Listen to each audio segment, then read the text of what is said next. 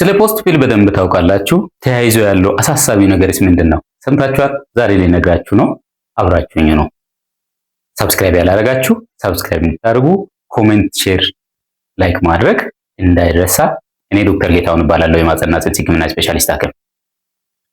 ፖስት ፒል ማለት እንግዲህ ከስሙ እንደምንረዳው ያልታሰበ ወይም ያልተጠበቀ ወሲባዊ ግንኙነት ከተፈጠረ በኋላ እርግዝና እንዳይከሰት ለመከላከል የሚሰጥ ኢንክብሎች ወይም ታብሌቶች ናቸው ማለት ነው። እነዚህ ታብሌቶች እርግዝና ከመከላከል አንጻር ከመደበኞቹ ዝቅ ብሎ ውጤታማ የሚባል አይነት አቅም አላቸው። እስከ 95% የመከላከል አቅም አላቸው ማለት ነው። ይህ የሚሆነው ግን በአግባቡ ከተወሰዱ ነው። በአግባቡ ከተወሰዱ እስከ 95% እርግዝና የመከላከል አቅም አላቸው። እንደዚህ ምን ናቸው ካልን፣ አንደኛው ፕሮጀስትሮን የሚባል ንጥረ ነገር፣ ሆርሞን ንጥረ ነገር በውስጡ የያዘው ሌቮኖጀስትሪል የተባለ ታብሌት ነው። እነዚህ ታብሌቶች በ72 ሰዓት ውስጥ መወሰድ ይኖርባቸዋል። አንዴ ብቻ ሊሆን ይችላል፣ ወይም በ12 ሰዓት ልዩነት የሚሰጥ ሁለት ጊዜ የሚወሰድም ሊሆን ይችላል። ስለዚህ በ72 ሰዓት ውስጥ ብቻ ቢወሰዱ ነው ውጤታማ የሚሆነው። ከዛ በኋላ ሲወሰዱ ግን ውጤታማነታቸው እጅግ በጣም ዝቅ ይላል። ሁለተኛው አልፕሪስታል አሴቴት ወይም ዩፒኤ የሚባለው ነው። ይህ አይነቱ ታብሌት እስከ 5 ቀን ቢወሰድ ውጤታማ፣ ከሌቮኖጀስትሪል የተባለ ታብሌት ከፍ የሚል አይነት እርግዝና የመከላከል አቅም አላቸው። ቀኑም እስከ 5 ቀን ቢወሰዱ ውጤታማ ናቸው። በብራንድ ኔማቸው ኤላ ይባላሉ። ሶስተኛው አይነት ፖስት ፒልስ መደበኛውን ኮምባይንድ ኦራል ኮንትራሴፕቲቭ እንደ ፖስት ፒል መጠቀም እንችላለን። ይህንን ለመጠቀም ነገር ግን ኮምባይንድ ኦራል ኮንትራሴፕቲቭ ውስጥ ያለው ፕሮጀስትሮን እና ኢስትሮጂን መጠን እጅግ በጣም ወሳኝ ነው። ኮምባይንድ ኦራል ኮንትራሴፕቲቭ እንደ ድንገተኛ እርግዝና መከላከያ ወይም ፖስት ፒል መጠቀም እንችላለን። እነዚህ ኮምባይንድ ኦራል ኮንትራሴፕቲቭ የሚባሉት በተለምዶ ብዙ ብራንድ ቢኖሩም እንደኛ ሀገር የተለመደው ቾይስ የተባለ ብራንድ እነዚህን እንደ ድንገተኛ እርግዝና መከላከያ ወይም ፖስት ፒልስ መጠቀም እንችላለን። ሌላው ከክኒን ባሻገር ሌላው አማራጭ ያለ ሲሆን እሱ ማህፀን ውስጥ የሚቀበረው ሉፕ ወይም ኮፐር አዩሲዲ ይባላል። ኮፐር አዩሲዲ ማህፀን ውስጥ 5 ቀን ውስጥ በማስገባት እርግዝና እንዳይፈጠር ማድረግ ይቻላል። እነዚህ እርግዝና መከላከያዎች መታወቅ ያለባቸው ከኮፐር አዩሲዲ ውጭ ያሉት መደበኛነት አገልግሎት የማይሰጡ ናቸው። ስለዚህ ተደጋጋሚ መውሰድ አይመከርም። ግንኙነት በመደበኛነት የሚታረግ ከሆነ አግብተሽ ጓደኛ ይዘሽ ግንኙነት የሚታረግ ከሆነ በተቻለ መጠን መደበኛውን አይነት ወሊድ መከላከያ ብትወስጂ ይመከራል፣ እነዚህን ተደጋጋሚ ከመውሰድ። እነዚህ እርግዝና መከላከያዎች እንዴት ነው እርግዝና እንዳይፈጠር የሚከላከሉት ካለ፣ አንደኛው እና ዋነኛው እንቁላል ከሴት ዘር ፍሬ ወይም ከኦቫሪ እንዳይወጣ በማዘግየት ነው፣ ወይም ኦቭዩሌሽን በማዘግየት እርግዝና እንዳይፈጠር ያደርጋሉ ማለት ነው።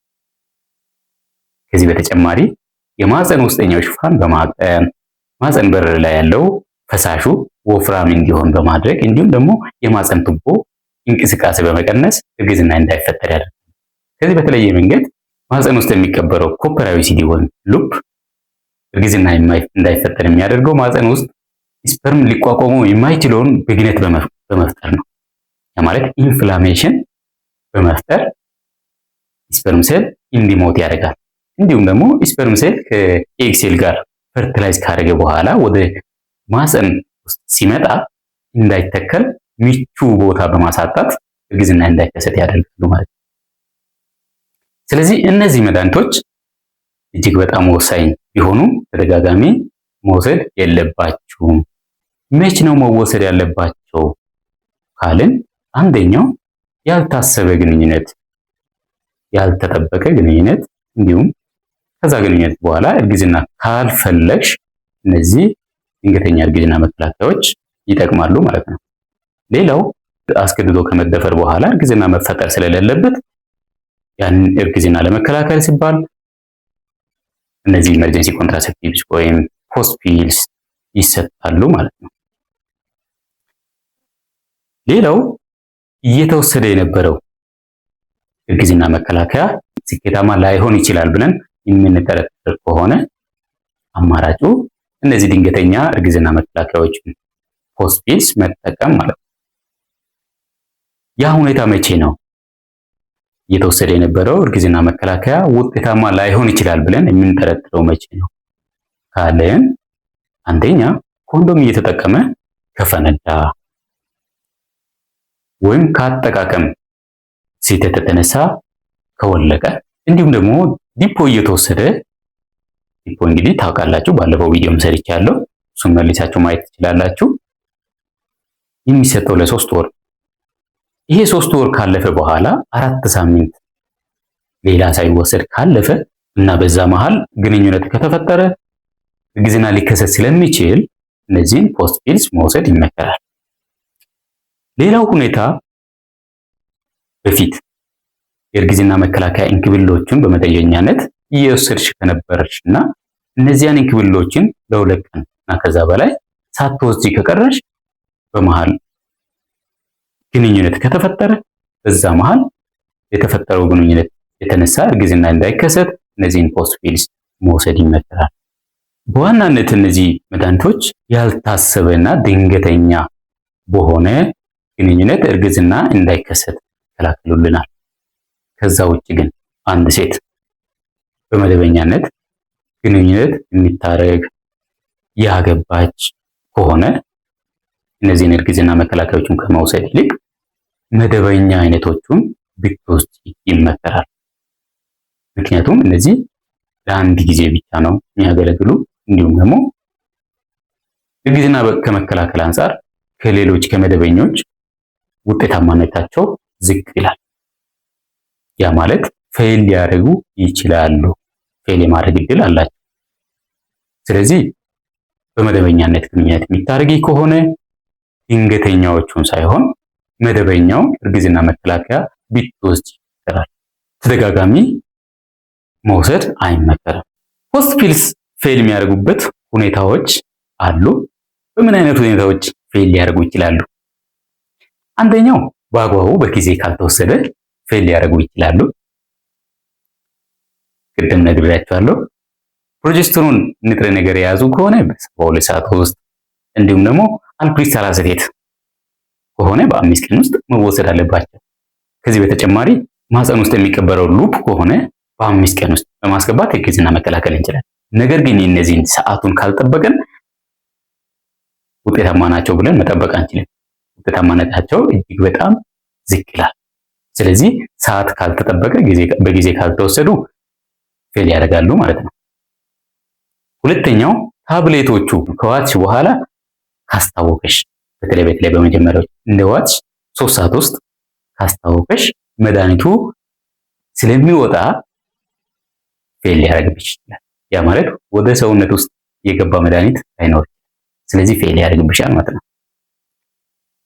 ሶስተኛው ፌል የሚያደርጉበት ሁኔታ እነዚህ ክኒኖቹን ስትወስጂ ኦልሬዲ ኦቭሌሽን ወይም እንቁላሉ ከሴት ዘር ፍሬ ወይም ኦቫሪ ወጥቶ ከሆነ መከላከል አይችሉም። ቅድም ነግሬያቸዋለሁ። በዋናነት እነዚህ መድኃኒቶች እርግዝና እንዳይፈጠር የሚያደርጉት ኦቭሌሽን በማዘግየት ነው። ኦልሬዲ መድኃኒቱን ስትወስጂ ኦቭሌት አርገሽ ከሆነ የመከላከል አቅማቸው እጅግ በጣም ዝቅ ይላል። ስለዚህ በዚህ ሁኔታዎች የመከላከል አቅማቸው ዝቅ ሊል ይችላል፣ ፌል ሊያደርጉ ይችላል።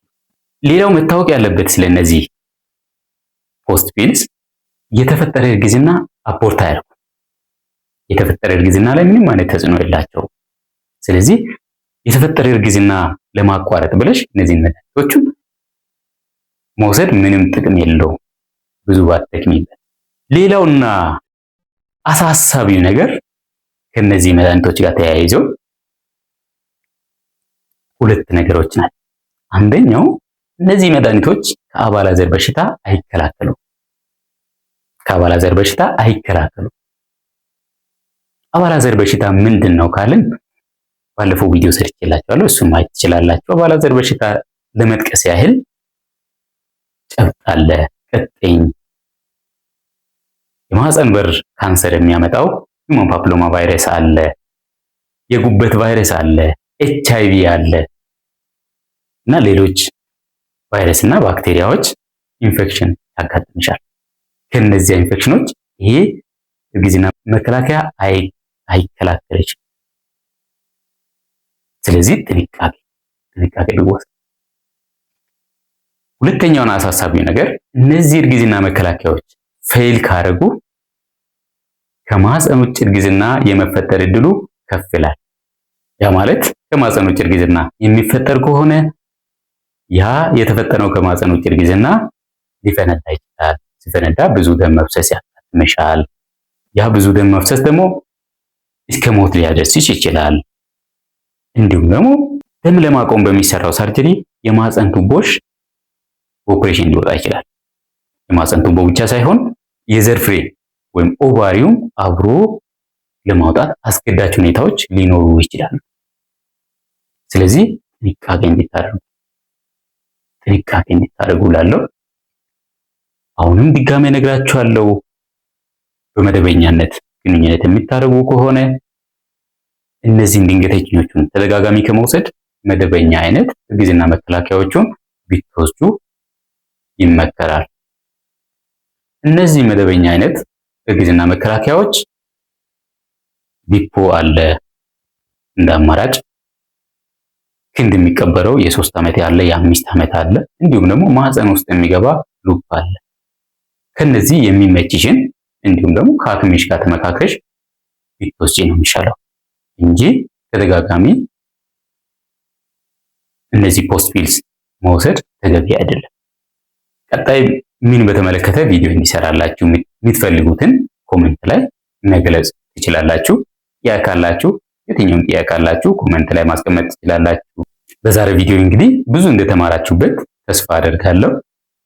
ያልገባችሁ ነገር ካለ ያልተረዳችሁት ካለ ኮሜንት ላይ ጻፉ፣ አያለሁ፣ መልሳለሁ። ፕሮሚስ። ይህን ቻናል ሰብስክራይብ ያላደረጋችሁ በሉ ቶሎ ሰብስክራይብ አድርጉ። ላይክ፣ ሼር እንዳይረሳ። በሌላ ቪዲዮ እስከምንገናኝ ድረስ በሰላም ሁኑልኝ። እወዳችኋለሁ። እጅግ አድርጌ አመሰግናለሁ።